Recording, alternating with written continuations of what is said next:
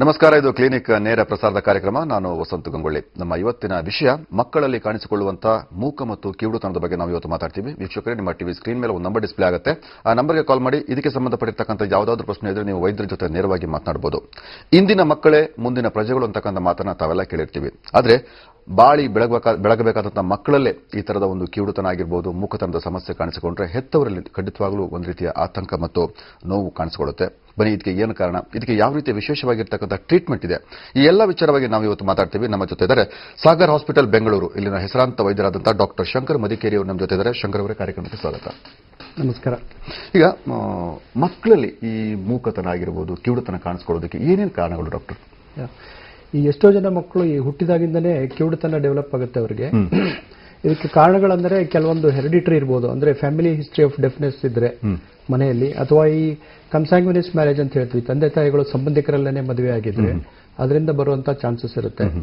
ಅದು ಅಲ್ಲದೆ ಮಕ್ಕಳು ಈ ತಾಯಿ ಗರ್ಭವತಿ ಇದ್ದಾಗ ಅವಳಿಗೆ ಏನಾದ್ರೂ ಈ ಮೀಸಲ್ಸ್, ಮಮ್ಸ್ ಈ ತರ ಇನ್ಫೆಕ್ಷನ್ಸ್ ಆದ್ರೆ, ವೈರಲ್ ಇನ್ಫೆಕ್ಷನ್ಸ್, ಅದರಿಂದನೂ ಮಗು ಡೆಫ್ನೆಸ್ ಅಂದ್ರೆ ಕಿವುಡುತನ ಬೆಳವಣಿಗೆ ಆಗುವಂತ ಸಂಭವ ಇರುತ್ತೆ. ಇವನ್ ಡೆಲಿವರಿ ಟೈಮ್ ನಲ್ಲಿ ಒಂದ್ ವೇಳೆ ಮಗುವಿಗೆ ಸರಿಯಾಗಿ ಆಕ್ಸಿಜನ್ ಸಿಗಲೇ ಇಲ್ಲ ಅಂದ್ರೆ, ಪ್ಲಸ್ ಹುಟ್ಟಿದ ಮೇಲೆ ಇಮಿಡಿಯೇಟ್ಲಿ ಜಾಂಡಿಸ್ ಅಂತ ಆಗುತ್ತೆ ಮಕ್ಕಳಲ್ಲಿ.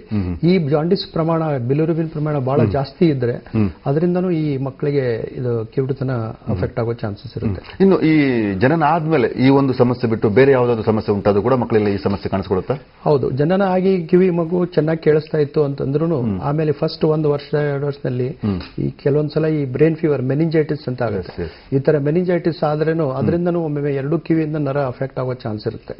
ಸೊ ಅದರಿಂದನೂ ಈ ಮೆನಿಂಜೈಟಿಸ್ ಟ್ರೀಟ್ಮೆಂಟ್ ಆದ್ಮೇಲೆ ಮಗು ಮೆನಿಂಜೈಟಿಸ್ ನಿಂದ ಕ್ಯೂರ್ ಆಗುತ್ತೆ, ಬಟ್ ಸಮ್ಟೈಮ್ಸ್ ಕಿವುಡುತನ ಡೆವಲಪ್ ಆಗುತ್ತೆ.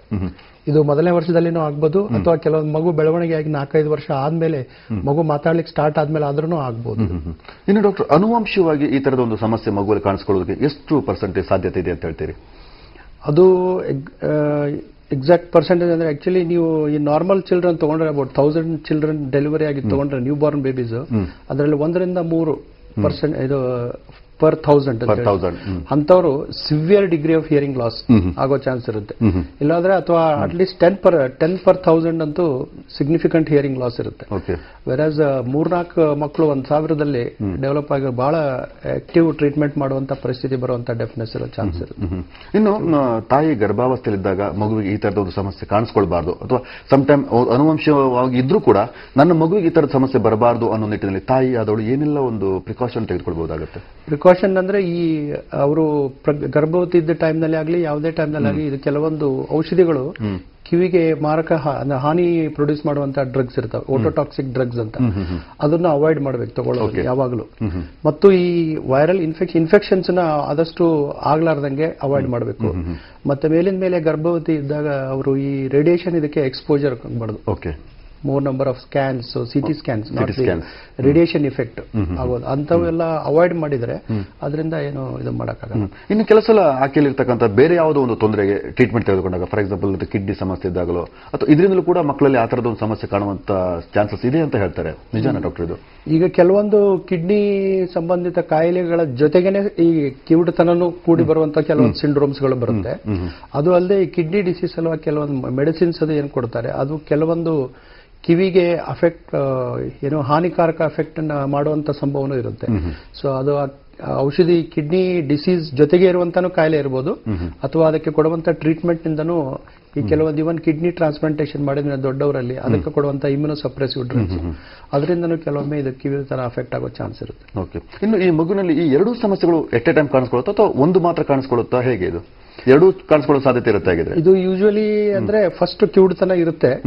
ಕಿವುಡುತನ ಇದ್ದ ಮಗುಗೆ ಒಂದು ವೇಳೆ ಈ ಚಿಕ್ಕ ಮಕ್ಕಳಲ್ಲಿ ಇದು ಮಾತಾಡೋದೆಲ್ಲ ಡೆವಲಪ್ಮೆಂಟ್ ಆಗಬೇಕಂದ್ರೆ ಕಿವಿ ಕೇಳೋದು ಅಗದಿ ಮುಖ್ಯ. ಮಗು ಯಾವಾಗ ಕಿವಿ ಶಬ್ದವನ್ನು ಕೇಳಿಸ್ಕೊಳ್ಳುತ್ತೋ, ಈಗ ಅಪ್ಪ ಅಮ್ಮ ಅನ್ನೋದು ಕೇಳಿಸ್ಕೊಂಡ್ಮೇಲೆ ಅದು ಅಪ್ಪ ಅಮ್ಮ ಅಂತ ವಾಯ್ಸ್ ಪ್ರೊಡ್ಯೂಸ್ ಮಾಡುತ್ತೆ. ಅದರ ಸಲುವಾಗಿ ಕಿವುಡುತನವನ್ನು ನಾವು ಕಂಡು ಹಿಡಿಯದೆ ಅದಕ್ಕೇನಾದ್ರೂ ಟ್ರೀಟ್ಮೆಂಟ್ ಮಾಡದೆ ಹಂಗೆ ಬಿಟ್ರೆ over a period of time then ಆ ಚೈಲ್ಡ್ ಮೂಕ್ತನೂ ಡೆವಲಪ್ ಆಗುತ್ತೆ. ಅದಕ್ಕೆ ಇದು ಡೆಫ್ ಅಂಡ್ ಡಂಬ್ ಅಂತಂದ್ರೆ ಕಂಬೈನ್ಡ್ ಫ್ರೇಸ್ ಕಾಮನ್ ಕಾಸ್ ಮಾಡ್ತಾರೆ. ಇನ್ನು ತಾಯಿ ಆದವರು ಅಥವಾ ತಂದೆ ಆದವರಿಗೆ, ಈ ಪೇರೆಂಟ್ಸ್ಗೆ ಹೇಗೆ ಐಡೆಂಟಿಫೈ ಮಾಡಬಹುದು? ಈಗ ಒಂದ್ ವೇಳೆ ಮಗುವಿಗೆ ಕಿವಿ ಕೇಳೋದಿಲ್ಲ ಅಂತ ಗೊತ್ತಾದಾಗ ತಾಯಿ ಆದವರು ಹೆಂಗ್ ಗೊತ್ತಾಗುತ್ತೆ? ಮಗುವಿನ ಲಕ್ಷಣಗಳು ಹೇಗಿರುತ್ತೆ ಆ ಟೈಮ್ನಲ್ಲಿ? ಲಕ್ಷಣಗಳಂದ್ರೆ ಈಗ ಹೊಸದಾಗಿ ಹುಟ್ಟಿದ ಮಗು, ಇವನ್ ನ್ಯೂಲಿ ಬಾರ್ನ್ ಚೈಲ್ಡ್ ಆಲ್ಸೋ, ನೀವು ಒಂದ್ ವೇಳೆ ಏನಾದ್ರೂ ಶಬ್ದ ಬಿದ್ರೆ ಅಥವಾ ಏನಾದ್ರೂ ಪಾತ್ರೆ ಬಿತ್ತು, ಏನೋ ಸೌಂಡ್ ಆಯ್ತು ಅಂತಂದ್ರೆ ಸಡನ್ಲಿ ಮಲ್ಕೊಂಡಿದ್ ಮಗು ಬೆಚ್ಚ ಬೀಳುತ್ತೆ. ಸೊ ಆ ತರ ರೆಸ್ಪಾನ್ಸ್ ಬರ್ಬೇಕದು. ಒಂದ್ ವೇಳೆ ನೀವು ಮಲ್ಕೊಂಡಿದ್ ಮಗು ಪಕ್ಕದಲ್ಲಿ ಏನಾದ್ರೂ ದೊಡ್ಡದೊಂದು ಪಾತ್ರೆ ಕೆಡಿ ಸೌಂಡ್ ಮಾಡಿದ್ರು ಏನು ಬೆಚ್ಚದೇ ಇದ್ರೆ, ಅಥವಾ ಏನಾದ್ರೂ ನಾರ್ಮಲ್ ಇದ್ರಲ್ಲಿ ಇದ್ದಾಗೂ ಶಬ್ದ ಕೇಳಿ ಒಂದ್ ವೇಳೆ ಕಣ್ಣು ಪಿಗಳಿಸದೇ ಇದ್ರೆ, ಆ ತರ ರೆಸ್ಪಾನ್ಸ್ ಬರ್ತಾ ಇದ್ರೆ ಅವಾಗ ಮೊದಲು ಸಸ್ಪೆಕ್ಟ್ ಮಾಡಬೇಕಾಗುತ್ತೆ ಮಗುಗೆ ಕೇಳುತ್ತೋ ಇಲ್ವೋ ಅಂತಂದು. ಸೊ ಆವಾಗ ಅವರು ಡಾಕ್ಟರ್ ಹತ್ರ ಕರ್ಕೊಂಡೋಗಿ ಅದನ್ನ ಚೆಕ್ ಮಾಡಿಸಿ, ಈ ಕೆಲವೊಂದು ಟೆಸ್ಟ್ಸ್ ಬಂದಿದಾವೆ, ಓಟೋ ಅಕೋಸ್ಟಿಕ್ ಎಮಿಷನ್ ಸ್ಕ್ರೀನಿಂಗ್ ಟೆಸ್ಟ್ ಅಂತ, ನ್ಯೂ ಬಾರ್ನ್ ಸ್ಕ್ರೀನಿಂಗ್. ಇವನ್ ನಾವು 4 ದಿವಸದ ಮಗುಗೆ ಮಾತ್ರ ನಾವು ಕಿವುಡುತನವನ್ನು ಕಂಡುಹಿಡಿಯಬಹುದು ಈ ಟೆಸ್ಟ್ ಮುಖಾಂತರ. ಸೊ ಅಂತ ಸಲಕರಣೆಗಳೆಲ್ಲ ಅವೈಲಬಲ್ ಇದೆ.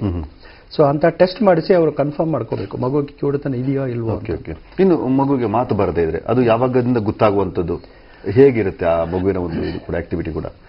ಅಂದ್ರೆ ಮಗು ಏನು ರೆಸ್ಪಾಂಡ್ ಮಾಡಿ, ಈಗ ನಾರ್ಮಲ್ ಮಗು ಕಿವಿ ಕೇಳುವಂತ ಮಗು ಇದ್ರೆ ಯೂಶಲಿ ಒಂದು 2-3 months ಆದ ತಕ್ಷಣ you will start producing some sound, ಕೂ ಸೌಂಡ್, ಕೀ ಸೌಂಡ್ಸ್ ಅಂತ. ಅಂಡ್ ಅಂತದೆಲ್ಲ ಏನು ಶಬ್ದವನ್ನು ಪ್ರೊಡ್ಯೂಸ್ ಮಾಡದೇ ಇದ್ರೆ ಅವಾಗೂ ಸ್ಪೀಚ್ ಬರುತ್ತೋ ಇಲ್ಲೋ ಅಂತ ಮದರ್ ಅಥವಾ relatives they have to suspect ಮಾಡಬೇಕಾಗುತ್ತೆ. ಯಾವ ಸ್ಟೇಜ್ ಅಲ್ಲಿ ಪೇರೆಂಟ್ಸ್ ಆದವರು ಮಗುವನ್ನ ಚೆಕಪ್ಗೆ ಡಾಕ್ಟರ್ ಕರ್ಕೊಂಡು ಬೆಟರ್ ಅಂತ ತಾವು ಹೇಳ್ತೀರಿ? ನಾವು ಆಕ್ಚುಲಿ ಹೇಳೋದಂತಂದ್ರೆ ಈ ಮಗು ಡೆಲಿವರಿ ಆದ್ಮೇಲೆ ಆಸ್ಪತ್ರೆಯಿಂದ ಮನೆಗೆ ಹೋಗ್ಬೇಕಾದ್ರೆ ಅದಕ್ಕಿಂತ ಮೊದಲನೇ ಒಂದ್ಸಲ ಚೆಕ್ ಮಾಡಿಸಿದ್ರೆ ದಟ್ ಈಸ್ ಐಡಿಯಲ್ ಸಿಚುವೇಶನ್. ಅವಾಗ ಗೊತ್ತಿಡಿಬಹುದು. ಯಾಕಂದ್ರೆ ಅವಾಗ ಒಂದ್ ವೇಳೆ ನಮ್ ಡೌಟ್ ಇದ್ರು ಮತ್ತೆ 1 month ಆದ್ಮೇಲೆ ಮತ್ತೆ ಟೆಸ್ಟ್ ಮಾಡಿ ಕಂಡುಹಿಡಿಬಹುದು. ಯೂಶಲಿ ಬೈ 3 months 3 ತಿಂಗಳ ಒಳಗಡೆ, ಹುಟ್ಟಿದ ಮಗುಗೆ 3 ತಿಂಗಳ ಒಳಗಡೆನೆ ಇದನ್ನ ಕಂಡು ಹಿಡಿದು ಅದಕ್ಕೆ ಏನಾದ್ರೂ ಟ್ರೀಟ್ಮೆಂಟ್ ಬೇಕಾದ್ರೆ ಲೈಕ್ ಹಿಯರಿಂಗ್ ಏಡ್ ಅದು ಫಿಟ್ಟಿಂಗ್ ಮಾಡ್ಬೇಕಂತಂದ್ರೆ ರಿಕ್ವೈರ್ಮೆಂಟ್ ಇದ್ರೆ ಅದನ್ನ ಒಂದು 6 ತಿಂಗಳ ಒಳಗಡೆನೆ ನಾವು ಅಳವಡಿಸಿ ಕಿವಿ ಕೇಳಿಸ್ತಾ ಇರೋದಕ್ಕೆ ಸಂಪಾದನೆ ಮಾಡಬೇಕು. ಯಾಕಂದ್ರೆ ಅದು ಕಿವಿ ಕೇಳದೆ ಇದ್ರೆ ಮಗು ಅದರ ಆಡಿಟರಿ ಸಿಸ್ಟಮ್ ಏನಂತೀವಿ ಅದು ಡೆವಲಪ್ ಆಗೋದಲ್ಲ. ಮತ್ತೆ ಬ್ರೈನ್ ನಲ್ಲಿ ಈ ಹಿಯರಿಂಗ್ ಸಲುವಾಗಿ, ಸ್ಪೀಚ್ ಸಲುವಾಗಿ ಅಂತ ಏನು ಏರಿಯಾ ಇರುತ್ತೆ ಅದನ್ನು ಸ್ಟಿಮ್ಯುಲೇಷನ್ ಇರದೇ ಇದ್ರೆ, ಹಿಯರಿಂಗ್ ಸ್ಟಿಮ್ಯುಲೇಷನ್ ಅಲ್ಲ ಸೌಂಡ್ ಸ್ಟಿಮ್ಯುಲೇಷನ್, ಅದನ್ನು ಡೆವಲಪ್ ಆಗಲ್ಲ. ಓಕೆ ಡಾಕ್ಟರ್ ಶಂಕರ್ ಅವ್ರ ಜೊತೆ ಇದೇ ವಿಚಾರವಾಗಿ ಇನ್ನಷ್ಟು ಮಾತಾಡ್ತೀನಿ. ಹಾಗೆ ವೀಕ್ಷಕರೇ, ನಿಮ್ಮ ಟಿವಿ ಸ್ಕ್ರೀನ್ ಮೇಲೆ ಒಂದು ನಂಬರ್ ಡಿಸ್ಪ್ಲೇ ಆಗುತ್ತೆ, ಆ ನಂಬರ್ಗೆ ಕಾಲ್ ಮಾಡಿ ಇದೇ ವಿಚಾರ